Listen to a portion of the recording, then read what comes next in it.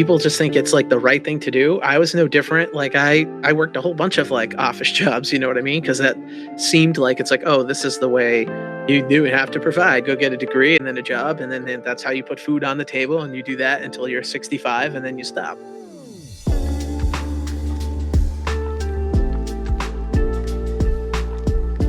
Hi, and welcome to DADennial. My name is Mike Trank, and as you can figure, I'm a dad. I feel that's how a lot of other podcasts start, and those dads will tell you what their day's like. They'll probably talk about what it's like being a dad today too. But along with being a dad by day, I'm also a mental health counselor by night in my own private practice. As a clinician in private practice, and one of those dads sitting in pickup and drop-off lines for school, I wanted to share what I see in this ever-changing world. So together, let's create the best version of being a millennial dad.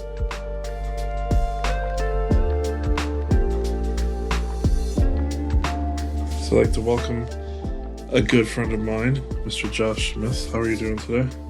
I'm good. How are you guys? How are you doing? Doing okay. We're in the therapy office space here, so session is in. Maybe that should be maybe that should be one of my monikers. Yeah. I could put a t-shirt on session. I like that. And I was just telling Josh of trying to think of a fun nickname for him, as we'll get into if he has altered his life into trying to make it into a professional poker career. So I feel like every poker guy needs like a nickname, needs something fun, a fun moniker, a fun thing there, especially nowadays with vlogs and blogs and exactly. Marketing yourself some way. The Viper, so there's a Viper in the background for people who can't see that are listening. That's like curved like an S. His last name is Smith. So he's put a J over it there with a little Viper on top. It's going to bite your chips. So like a $100 chip coming out of his mouth there, something like that. I love that. Yeah, that's a great idea. And he's just like snagging a chip off a stack. Snagging a 500 chip. Yeah, there you go. Now we're cooking.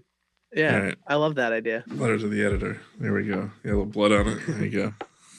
And I know me and him were just talking earlier about two of playing tournaments, and he's going out there again for the World Series in June and July, and I'm planning on joining him for an event, which is on my bucket list. I think that's why poker's so interesting.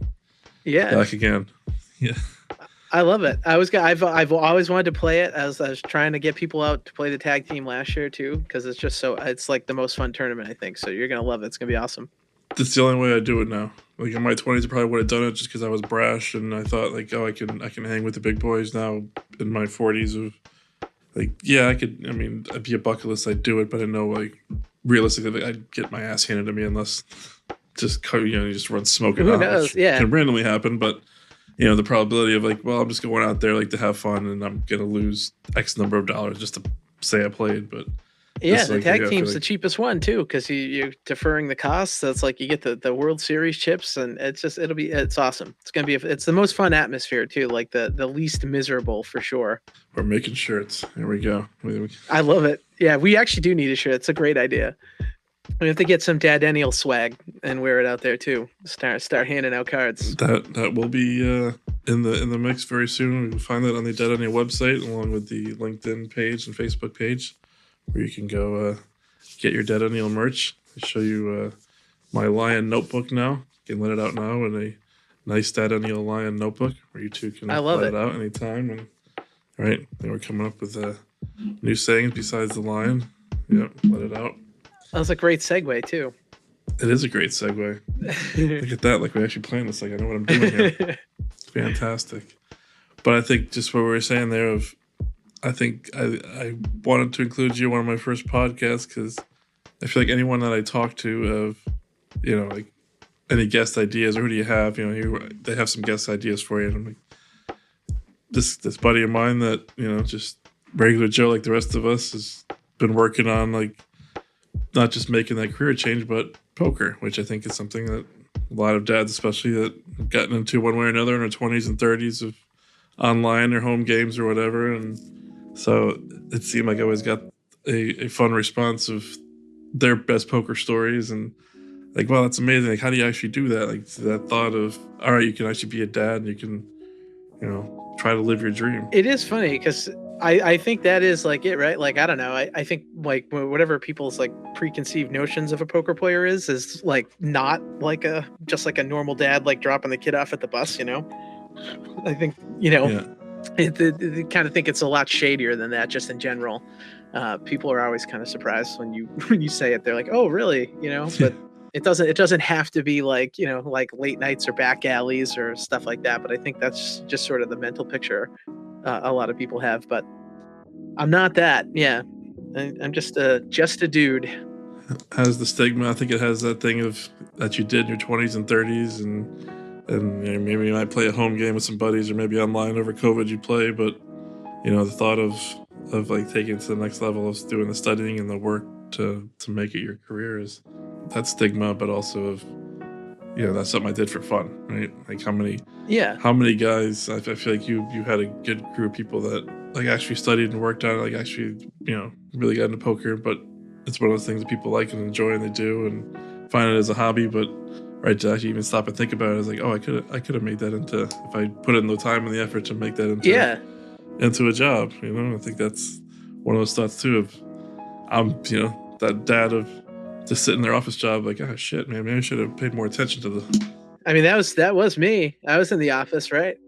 Right, I remember reading Super Systems in my time there in 2005. Like, well, I this is a have big it book, like but probably 10 feet from me. It's on a shelf over here somewhere. yeah, that was my reading in like breaks of work. Of like, well, I got time between work every page or two, just for the heck of it. Yeah. Oh, well, it's funny that book. I give my buddy Brandon the credit for this. Like, it's funny, like you said, poker is like a thing. Like, I feel like a lot of guys probably do bond over like in their 20s and stuff. And so we sort of did, you know, like we were in college in 2003. That was like the moneymaker boom when everybody started playing Hold'em. And so we had like lots of games screwing around with all our college buddies, and we were all terrible at the time. And Brandon bought Super System. He was the first one to buy a book. I remember at the time I thought it was like kind of weird. I was like, what's he doing? Like, he's just gonna read, and it's like Super System's this thick book too. You're just like, what is this guy doing? Like, this looks like an encyclopedia. And for like the next 2 weeks after that, he just ran the game over. Like, we were just getting destroyed. And that was like the first light bulb moment for me where I was like, oh shit, there's like obviously way more to this than I had like considered, because like it just can't be a coincidence that he just bought this book and he's now slapping us around for 2 straight weeks. Like, there's no way that's it. So I immediately snap bought it. I said, all right, now I'm gonna have to see what's going on here.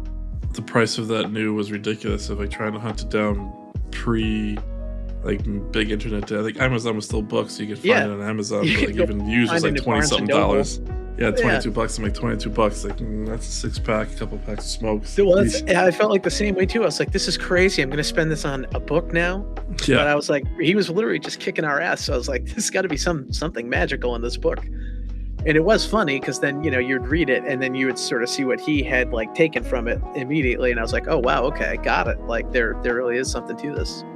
So that is pretty cool though, that the percentage of people that pursue their passion is slim, and then kind of pursue a passion that's a hobby at most for 90% of people, I think is pretty special and pretty cool. Yeah. I think people probably, I think just in general, get nervous. You know, it seems like, and this isn't just for poker. I suppose it would be for like a small business. I'm sure you would probably had family members and stuff. So when you were going out on your own, same thing. They just feel like it's less safe than working for like a company. Mm-hmm. I don't necessarily agree with that, but I just think that's sort of like the default setting that people have, is that like, oh, going out on your own is like sort of scary. It's the fear of the unknown. The psychology would say it's that fear of what is known. This is the path. This is where you have something secure, right? You have a paycheck each week. That stigma too of, you know, it's poker. Like you know, I'm sure. Oh, totally. Right. It was said, and like when you had Owen and stuff, like, well, you have a family, you have a kid, you have a wife to take care of. PI people, because I think not a lot of people sort of understand it. Like, intrinsically, it feels like gambling. So I think, you know, they're like, oh, that's risky, or you shouldn't take this risk. And I would agree to an extent. If like, I'm not playing blackjack. If it were, I would agree. Be like, yes, if I had like, or if I was playing 10 or 20 hours of blackjack every week, black and red roulette. Then I had a kid. It's like, yeah, I'm gonna have to stop doing that. Like, that is a very reasonable request. But this is no different really than stock trading or any like yeah, I always use the 401k as an example because people I think get squeamish about like the idea that you could like go to work and lose money, which does happen like frequently. But Yeah, it's the like if last you year. pulled up your 401k graph, right? It's like if you zoom in real close at any point, you can be like, well, what happened that day? It seems like you lost $4,000 or $5,000. What happened this day? This was like a huge downswing. But ultimately, if you just zoom out, it just sort of, in theory, should look like a line, like a kind of a curved line that's just going up over time. And like my poker graph is no different. Mm. But I think just people think it's like gambling, but it's not. Like, as someone was asking me the other day just about like how much like time I spent doing it, and I was like, I probably play 20 or 30 hours a week or something like that, and I'm like studying the other 10 or 15 more. And they thought that was kind of funny because they're like, oh, it is like a 40-hour job then, like in a way. And I was like, well, yeah, it is. Like I sort of pick which hours or like how I do, like I have more autonomy over that type of thing. Mm. But like it is I just spend them differently. Thinking of myself, but I feel like you're in a similar boat too of that being on an island, right? When you're going off on your own and you're doing that and hearing the negative feedback there at times, and the worry and concern and the tough days that come with it, because not all are going to be winners, right? No, So they're not all gonna be good. managing But that. I think the thing I always sort of counter with people too is it's like you don't know how safe your company is either. It's like my dad worked for the post office for 20 years, and they just eliminated his department one day. And previous to that, I'm sure it would have been like, no, that's a very safe job. He's got this nice government job, and like that's a safe move. It's like, well, it is and it isn't. Like you're still at the whim of something else. If something goes bad in your company, or your company goes under, or they have to lay people off, or whatever the case may be, who knows? Then there is no paycheck. Nothing is coming in. It just feels like it's safer. I feel like in our heads, but I'm not necessarily sure it's true. Not that it's for everyone. Like obviously, it is. There are days like you lose like money that would make people uncomfortable, and it's not fun. If that stuff bothers you, which I mean, it bothers everyone, but if it like really gets to you, it probably is better as a hobby where you can just say, yeah, all right, I'll just do this a little bit. Like I can go put it away for a while if like I got stung and I don't, I'll just lick my wounds and I still have my day job. But for me, it's like managing a 401k sort of in a way. Like I'm just investing my bankroll in myself each day, and some days it goes up and some days it goes down. But that's important to kind of hear and what you're trying to say there. There's no guarantees. There's no definites. There's no matter where you're working nowadays. And I Yeah, think that's hard for a lot of people. And the DADennial aspect of it, of the older generation of your dad worked in the post office. My dad yeah. worked in a corporate job for X number of years, and that thought and belief of this is what you do, and branching out on your own was almost, I feel like, a negative. Like my dad, when he had to shift to and kind of take a severance package and leave, of he tried consulting on his own, he just miserably failed, unfortunately. And I think, right, just not knowing of how to handle yourself, like how to do all that is a lot. And I think the earlier you do it, the earlier you do it is the better. And I do think like you're right, like in that people just think it's like the right thing to do. I was no different. Like I worked a whole bunch of like office jobs, you know what I mean? Because that seemed like it's like, oh, this is the way I guess it's supposed to work. And it just like really didn't work for me. But I tried to force it for a long time because it seemed like that's just what you do, like you go to college, then you get like one of those jobs. You don't have to be happy about it, and you just like hang Yeah. on and hope like that you have a stable paycheck and until you retire. And it just wasn't tenable for me personally. I was just not my kind of environment necessarily. No disrespect to No. people who enjoy it. Like some people I'm sure are very comfortable in a job like that. Just wasn't for me. And like thankfully I just sort of found something else. Like really shout out Andrew Nemi, like started putting out vlogs and even got rid of my own misconceptions, because I think I sort of felt that way too. Like, oh well, if I wanted to be a poker player, then like what? Like I'll have to like always be out till 5 in the morning or blah blah. It's like nope, like you can just be like a normal guy with a normal life. And that was like sort of what his vlog was. That when he first started, he's playing like 5-10 and 10-20 now, but he was playing 1-2 and 2-5, and just like kind of hanging out at bars or like showing cool Vegas spots. And it's like, oh, this is just a normal dude, and he just lives like a normal life, and he funds it playing poker. And that was like that was very appealing. So I think that was like maybe 2016 or something. I found, I said, all right, I'm going to get back into it, take it more seriously. No, I think you hit the nail on the head there of the learned behavior part of it for DADennials, males. That's kind of what overall we were taught of, right? You get a trade, you go to school, you have something, tenable there that you can. Yeah, you do have to provide. Exactly. You go get a degree and then a job, and then that's how you put food on the table, and you do that until you're 65, and then you stop. Right. So it's part of learned behavior. It's part making dad happy kind of thing of, you'd see the positives of like, oh, you're doing good in your new job. Yeah, I guess this it.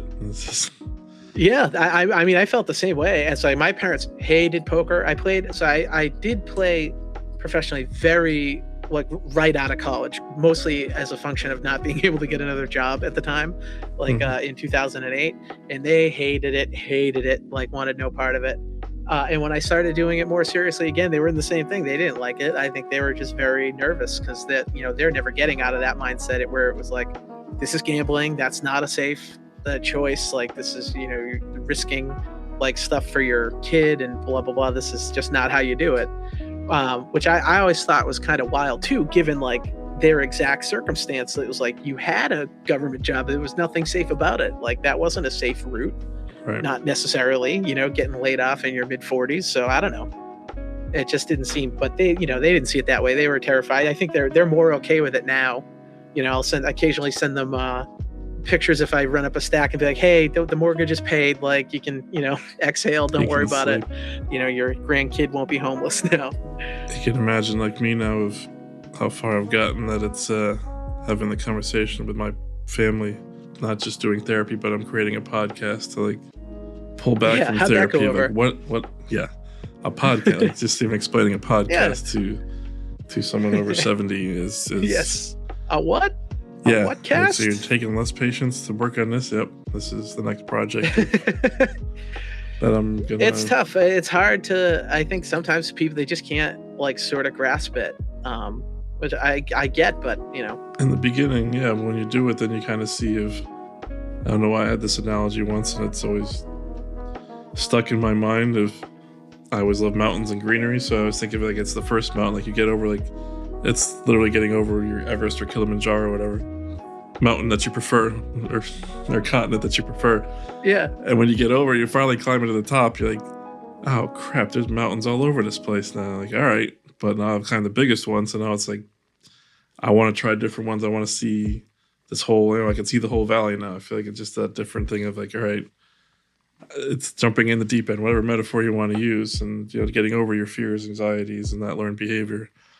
I think for men especially, and why I'm doing what I'm doing is breaking the system here, trying to understand of that things are changing, things have changed. Things are different now, and the ability to do different things out of the norm, or to chase your dreams, to chase whatever your passion is. Whether it's something that was a hobby that's now your full-time passion, or something that in my 20s, I just read a couple psychology books. I was looking of starting my own business, doing different things, working in insurance. I took a couple MBA classes, like maybe I'll get my master's in business. Like, that's too much accounting. That's nope. Yeah, I have my MBA. It's worthless now. I'll never use it again. It took me till I was 30 of finally of like, people keep telling me like I'm a good person to talk to. Maybe I should be a therapist. Oh, all right, maybe I'll try that route. Of hitting and missing. Even if it's something that wasn't your passion at first, or a hobby that you just always enjoyed psychology. And I do think it is worth like taking risks for stuff like that, because the payoff is so great. Like if it really is something that you love to do.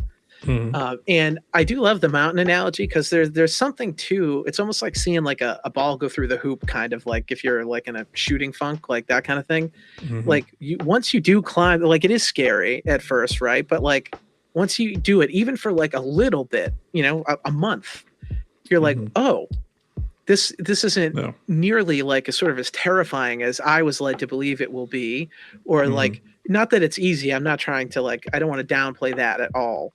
But you're like, oh, this is like way more possible, because I do think there is like a natural thing where like, oh no, that isn't safe and I couldn't do that. Like, could I be a therapist or a poker player or whatever it is? But yeah, if you really work at it, like once you do it and you're on your own, even for a little bit, and you get just like a little success, it is funny how quick your mind does shift to be like, oh, I was wrong about that. Like, this actually is fine. Like, I can do this. And like, use even your mountain analogy. It's like the second mountain isn't as scary. It might be annoying or like, oh, I have to do this, but you're like, you're just now innately aware that you can do it.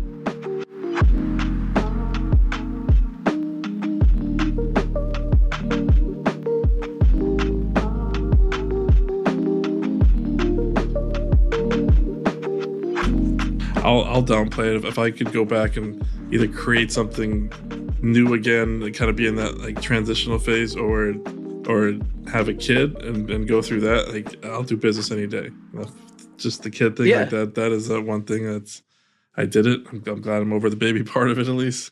Like, that is a mountain that when you get to the top, you're like, thank you, Lord Jesus. Like, all right, we're over diapers. We're in the next stage. By far, like, yeah, like being a dad's like much harder than poker. Like, it's not even close. It's more rewarding, but it's like just so much, the degree of difficulty and the level of like uncertainty that like you experience and stuff like that is just far greater, at least for me, like in fatherhood, than it is like in poker. It is almost 1,000 times worse, and this is just me talking here for a second of being a therapist and knowing all the tools and messing up on a regular basis. I'm like, I know better than to say that. I know better to do that. Like, or even just, just being in it, like being a therapist, like, I have all the tools. Why can I not have my kids be how I can vision? It's just impossible. Like, why are we not meditating? Why are we not playing with our sand trays? What are we doing here? This is supposed to work. This is great in 45-minute sessions, but my kid's like, Dad, I don't care. Yeah, it's like tough too. It's like you're exactly right. Like with the session part of it, it's like I'm like just a delight with other people's kids. Like, I'll keep other people's kids like laughing and happy and behaving for like an hour at a party or something like that. That's no problem at all. But yeah, when you're there every minute of the day, you know what I mean? It's like, yeah, it does become like tough, and like it's easy to like, get your nerves a little frayed and stuff like that. It's like I use sports analogies a lot, but it's like, like how you miss a free throw or something like that. It's like, yeah, like you get tired, like your nerves get like shot, like situations change, even though you're a professional athlete. You know what I mean? It's like, they're just outside factors like that are going to cause it to be more difficult, even though you do know better. So what do you feel now that you've climbed that first mountain? What do you think the challenges are going forward for you, and that fact of why we're here, of like, family wise and personal wise? How do you balance that, or what are some of the challenges? Yeah, it is. So it is like tricky to balance. So I mostly I keep all my mornings open.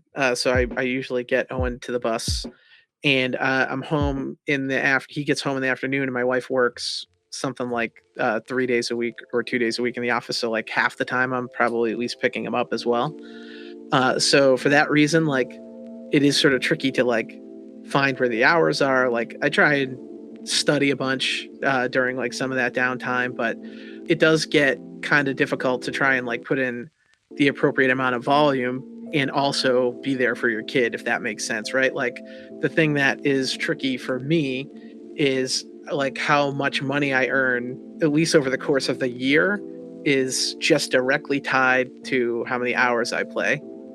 And so like I have to just always make that decision about whether or not like I'm spending time like with the family, or whether or not I'm like out trying to earn money. And then like even balancing that, like, if I'm even taking a day off for like mental reasons, or I just don't feel like it, but it's like, oh, shouldn't you be, maybe because this is how you pay the bills now. So like you got to be out earning a living. So like that's probably the biggest balance challenge. That, and I'm trying to get more into tournaments. I strictly play cash mostly. Like I'll goof around online tournament wise, but it's like harder to find like live tournaments, which I really do. But once a year, at least for the time being, I'll go out to the World Series for a couple weeks, because there's not a ton of like live tournaments around here, and those are a huge time commitment away from the kid as well, which is mostly why I do cash. To be honest, is because you can just sort of do it for 2 hours or 4 hours or 6, like whatever you need.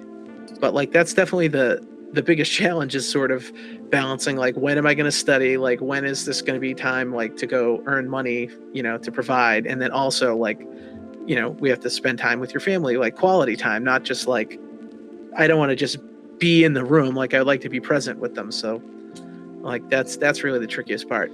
Being mindful and aware. It's one of those key Yeah. buzzwords. Sure. Trying to understand what that is for you. And when you were talking there, I was thinking of exactly what you were saying in my world of how do I find that balance of, because if I see more people, see more patients, that's more time away. Yeah. And that's only one at a time.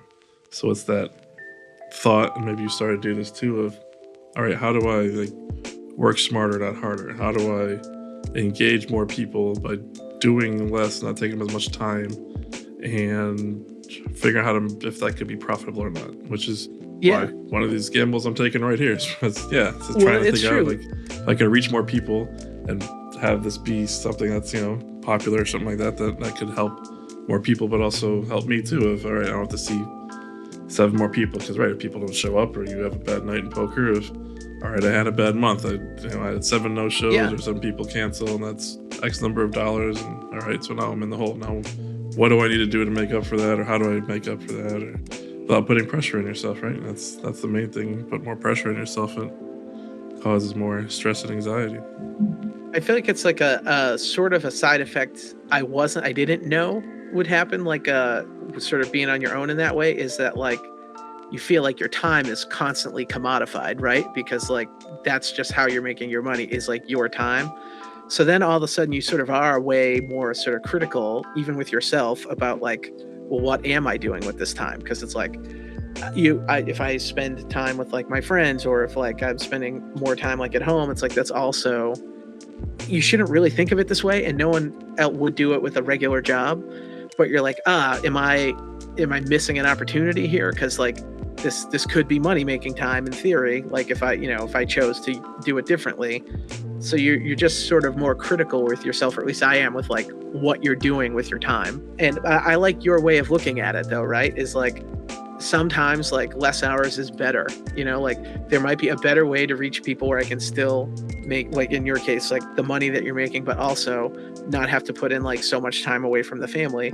And that is an important balance. I feel like I could make a lot more money, and if I just decided to not see my family at all, you know what I mean? But that would be horrible. That would not be a fulfilling life for me or for them. It would be bad for everybody. So you do have to sort of find a balance to be like, no, I want to spend quality time with my family and still find a way to like, meet obviously the obligations that you feel like you have to meet. I think you told me, and I think we've seen too, of you see the modern poker player be more into vlogging their sessions, or Yeah. being presence online, or merchandise and things like that, to kind of Of course. It makes perfect sense. It's like, yeah, if you're them, it's like not having as much pressure in that. Yeah. that's exactly it. I'm sure it relieves pressure for one thing. It's like extra money. They might not have to put in quite as many hours at the table, like that kind of thing. Like it's just a slam dunk. And then like, yeah, that like any if you do that, then you get to be more free with your time, and it's probably less of an issue where you're like, oh no, I have to be on the grind here. I feel like it's a transition. It's kind of, like any business, right? One person or 100 people or beyond, of how it goes from being one entity to, all right, we're growing, we're changing. How do we metamorphose into what the next part of this company is, right? We were this in the beginning there, where for myself, if I'll take on, whoever, just trying to get paneled. Like I just want to, because I was always told in therapy, if it would take you 3 to 5 years to fill your sessions, and it took me 2 weeks. So I'm like, well, Yeah. that didn't. Start That analyzing that, of like, that didn't hold true. well, I think Yeah. because of my being a male therapist, being the working with kids, working with dads, working with families, of good luck finding. There's a handful of us, pretty much. I'm sure there's more. So Yeah. I apologize to anyone I didn't say to there, but it's just, there's not a lot. And I think, right, and knowing the niche, knowing that's really it, was figure out niche or niche. People say it different ways, but It's just everything in life. That's true if you're even in like a company job. I would say, like, if that is something you're gonna do, you're gonna work like in an office. There's some niche in the office too, and you should find it. I think it's important to do that. definitely. And I think It's just figuring out not just what you're good at, but then taking that and seeing if, okay, I kind of conquered the fear of not getting patients and starting my practice. And now that kind of grew into, it's almost, a personal thing of believing in myself to the point of, wait a minute, why am I fighting with insurance to get my hourly or 45-minute rate when I know I'm good enough that maybe not all, obviously, because not everyone could pay. Maybe I could give them a little different rate, but that's side note here of it. But I don't want to be on the pad. I don't want to fight with insurance. Like, that's more time taken away too. If now I'm paying a bill or 10%. So why am I paying a bill or 10% to go fight with the insurance because I don't have the time during the day? I'm just going to remove that. It's crazy, but that's, it's like, that you could maybe make more money or get more patients if you had it. But to your point, it's like, is this worth the headache? Like, and to me, it's like not. Like, one of the freeing things I think about like working on your own and like having sort of like a fluid income, right? Where you could make more or less or whatever in a given year, is like you can make a decision like that to be like, I'm just going to enjoy my life. I don't need to fight with someone over this like little bit of extra money if it's going to bring all this aggravation. Like, it's not worth it. Like, it's much easier than it would be, at least for me, like at an office, like telling a boss, like, no, I'm not going to do that because I just don't need the aggravation. But when you are free in that way, you can be like, yeah, I don't need this money or the pain that would come from like having to like do it this way. Like, I don't need it. Like, I can go without it. I can find other ways to do it. Well, it's incremental, right? It's building it up in yourself. And I'm sure you have your own equivalent in your mind. Maybe it's from like 1.2 to 2.5 kind of thing of that you feel confident enough of like, all right, I belong and I can handle this. And for me, it was not just building that, but also of, all right, the understanding of I want to help everyone, but I can't. And you do feel bad and you do wish you could, do more with what's available to you, but also knowing too of your own self-worth of, well, if these insurance companies aren't going to pay me knowing of, all right, I have something special, and they don't even give you a raise. That was the final straw for me of you literally had to. So when I found out of like, all right, how do I ask X, Y, or Z insurance? I've been doing this. I take many of your patients, and I think I should be closer to what my rate, that I want, that is the standard amongst all conditions we put out there should get, not $40 less. And you usually have to go through a system of like writing a letter and then waiting for the email to come back, and then they'll let you know in 4 to 6 weeks. And they'll just send you the standard letter of like, we pay everyone the same. I'm like, well, that's ridiculous. Whether it's you started out in your own practice or you've been doing it for 20 years, we pay everyone the same. I'm like, no, I know I need to kind of create my own path. Yeah, it keeps trying to bring you back to, in the psychology sense to me, was like, it's always trying to bring you back to that thing of like, no, you need me. You need insurance. Like, you need that job. You need to be in that cubicle. You need to stay here because you're not going to figure it out on your own. So I'm like, well, I'll take that next step. Like, that was the next mountain of like, all right, I'm going to figure out of if I can do this on my own and try to create a way, but still being helpful of I'll take less here and there because I don't have to pay 10%. I don't have to deal with people on the phone. I can just take a lesser rate from someone directly, and that still saves me time and money. So, even going that route, and then just keep on expanding, right? This keeps on going on to the next. It is always scary at first, and then it all of a sudden is not, like that really is it. And like, to your point, like, I mean, I went through that 100%. Like, I mean, we talked about it in real time, like when I started playing when I jumped to 2.5 at first from 1.2, 1.3, and it is like, you just go, oh, okay, wait, I actually can do this. This isn't that bad. This isn't that hard. Like, it's sort of the same thing. But like, there is always an initial doubt anytime you go to do that. I think it's just inherent in us. You know what I mean? Like, oh, I don't know. Well, I did this, but I don't know if I can do that. Like, it really is like, we do just have like an innate fear of the unknown. And as soon as it becomes known, it goes away. Like, that's the thing you like, sometimes you want to like push people and be like, no, you don't understand. Like, as soon as you get on the other side of this, you'll see how silly it is. Like, I know it doesn't seem that way now, but like, as soon as you like get out there, you're going to realize this was silly. Like that this was just in your head that you couldn't do this.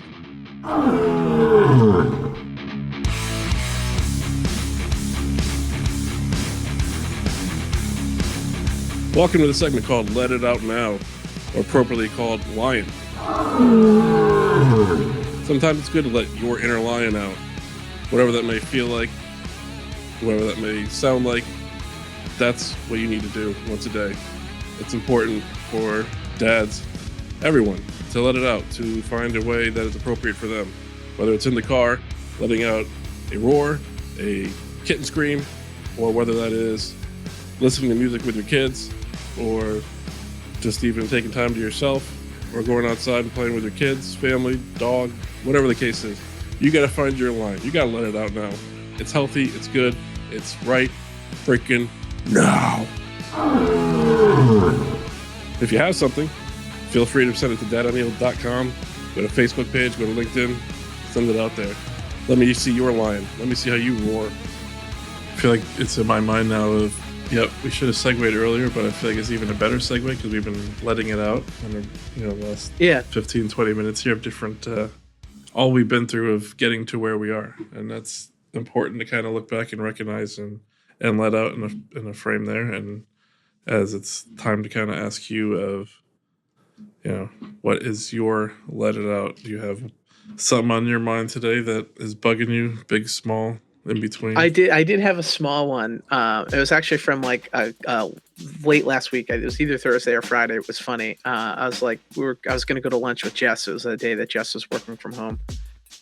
It's funny, like people's awareness. So it was like she was in her office, which is like right there basically. So if I'm here, like if she got her door open, I can hear it. And she's in this meeting and it has gone long, which is like happens sometimes, like not always avoidable, but still annoying when you do it. So it's like 20 minutes over the time, and somebody is like decides they're going to speak up or whatever. And they went with like pleasantries. They were like, oh, hi, how are you doing? Like in the middle. And it's like, buddy, we're not doing pleasantries were 90 minutes ago. Like, let's go. Like this now you're using someone else's time now. We gotta keep moving. So that sounds like a little frustrating. It was just funny. Like, I mean, like I have, it's probably a little Larry David-ish of me, right? It's perfectly reasonable. Like I was probably nervous, but it's like, I'm always like hyper aware of like how I'm affecting like other people's space. Like we talked like the times like when people don't know what they're ordering, like when they get up to the check, it's like that stuff drives me freaking crazy. Because I'm just like, oh, you had to have been thinking about this before now. Like, this is crazy that you wouldn't be thinking about it until now. Like, and it's affecting directly the people behind you. So that stuff always drives me nuts. And that's 100% like part of it was I was probably hungry and wanted to go to lunch. And I was like, is this guy really doing this now? He's asking how everyone's doing. And then you realize that these people don't think about what they ordered before. Are you taking the next? No, that guy 100% doesn't. Yeah, exactly. I'm sure he's a wonderful person, whoever he is. But I'm positive that guy does not know what he is getting at Starbucks when he gets to the line. Yes, that is the next level of psychology of knowing of when you're mad at them, because like how do you not know without you realize they don't know. They don't. Yeah, that is funny. I do know. I like harshly judge people sometimes in my head, and it is funny. I do sometimes come around to that exact conclusion. It's like, well, if they did know, like it's far more likely that they're just unaware of it and they don't know that it would bother other people or is affecting other people, than they're aware of it and just don't care. Like it's mostly they just don't know. Right. And I'm sure I do a million things that drive people crazy that I don't know. And I welcome people to tell me if so. And I've definitely become more comfortable as I get older, just being I am what I am. Like, yep, it's okay to have people hate me. Me and my wife have that conversation every now and then. It's like, I say it all the time to her. I'm like, it's okay that people don't like me. She's like, does that not bother you? No, it doesn't. It's like that understanding of like, no, I probably at least of like 80% of people probably don't like me, and that's okay. Like half feel like it's too generous. Like 80%, like like how many people like actually like you? Like in a room of 10 people, like you probably talk to like 2 of them, right? 2 or 3 tops. So maybe if I had like the right like high school life, the right outfit, maybe I'd have like 4 or 5, but no more than 5. That's the max. No. What's the story? You do. I think that I got more comfortable like with that just in old age, whatever it is, like just getting older. Like I think it would have bothered stuff like that would have bothered me years ago that really didn't. And we're actually in Disney World in August. This was actually very funny. We're coming back from a dinner. We're on the monorail, so it's like Jess and my sister and I, and we're like sitting on like the monorail bench. And this lady comes in and she's like in a scooter, but the scooter had a seat. Like I just remember noticing it had a seat. So she came in. I just thought nothing of it. Like I didn't say anything. And the lady out of nowhere, and I give her a credit for this part of it. The delivery was fantastic, and it was a 2-step burn on me that she had. She goes to Jess. She says like, "Oh, you must be very proud. You have a very polite husband." And Jess like didn't like know. She's like, "Oh, yeah." I think she made like a joke, like, "Yeah, he's all right. I'll keep him around, I guess, or something." And she's like, "Yeah, like, no, I know I would be proud if like a disabled woman came in and my husband didn't offer like the seat." And it was like, whoa, like, and it was great. And she was on a seat. So, and afterwards, like, "Would you like the seat?" And she said no.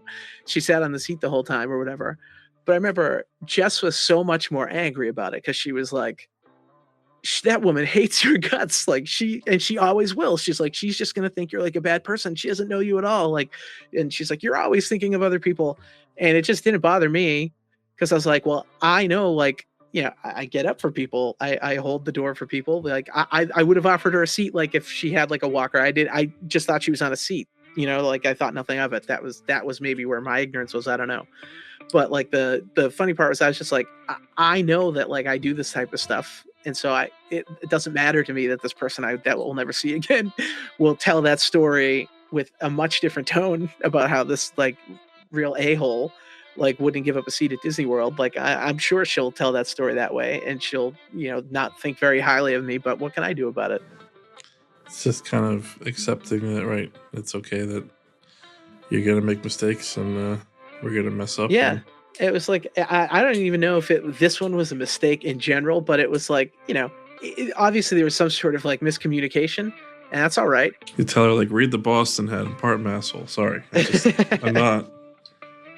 This is just like, yeah.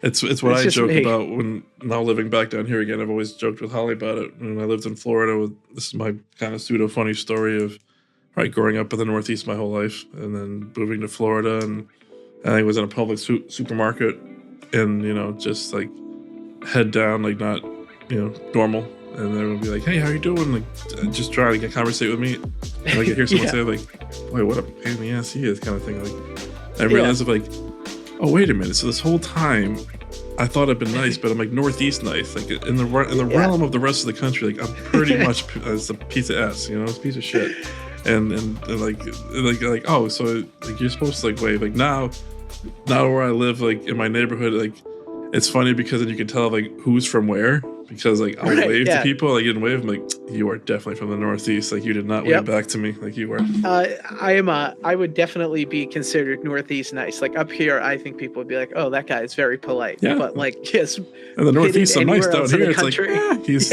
okay down here. They would be like, "This guy," because I would do the same thing. Like I'll put my headphones in, go into the grocery store and stuff. They'd be like, "Look at this jerk off."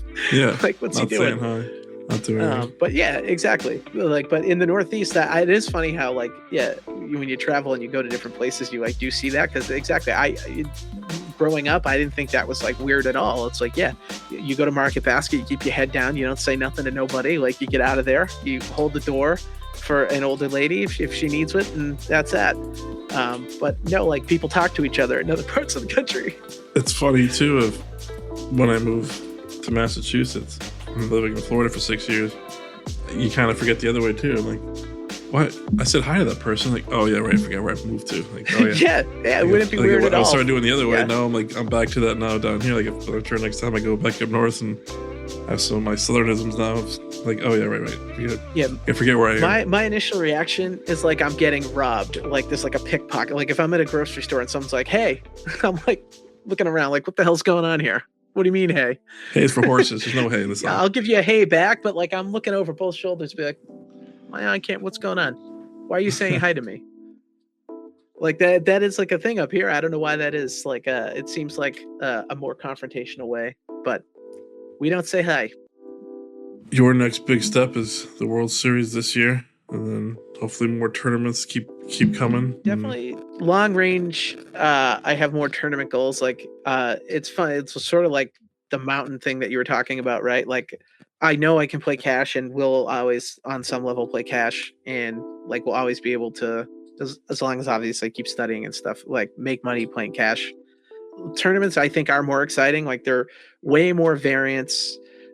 So it's like not like a great full-time decision for me now, right? Especially with a family, because you really got to be able to take like those graphs go like down, down, down, down, way up, down, down, down, down. So it's like crazy, crazy. But I do also know that like as Owen gets older and stuff like that, I am going to have more time for tournaments and stuff like that.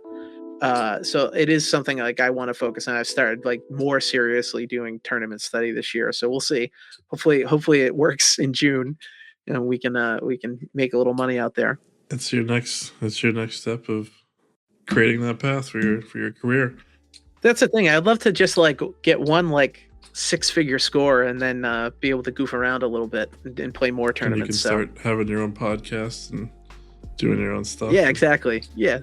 You just have like an extra $100K cushion. You're really in business. It's the Chris Moneymaker syndrome, right? Like you have a big cash, like, oh, he must know something. Then he's got to know something. I'll pay for hearing what he's got to say. Oh yeah, you don't have to know anything about poker to talk about it. I assure you of right, that. You just have one big cash of like, oh, he must know something if he just has a big cash like that in a tournament or something. Well, thanks very much for being part of this podcast, and good luck in all your tournaments and adventures. And we'll be in touch. We'll be at the World Series, and we're giving out DADennial swag while we're running up chips. All right, thank you again. We'll talk soon. Of course.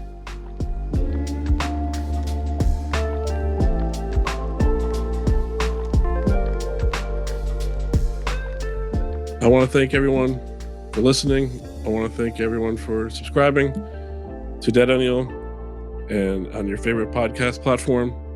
We are on Apple, Spotify, and on many others. I want you to be able to go to DADennial.com, DADENNIAL.com, Facebook, LinkedIn. I'll be trying to put up at least one weekly blog kind of idea for a lion or something that's going on this week, or a post that you people put out there on Facebook. Nice post, please. On LinkedIn. Things like that to let me know how this is helping, or things that are on your mind, or questions or thoughts that I can bring up on the show. I'd love to hear them. I'd love to know what your feedback is. I hope to be continuing more and more of these. I know DADennial can be in your neighborhood too. So let's all work together. Let's show our support. Let's show how much we are all lions and all ones as DADennials today. Thank you.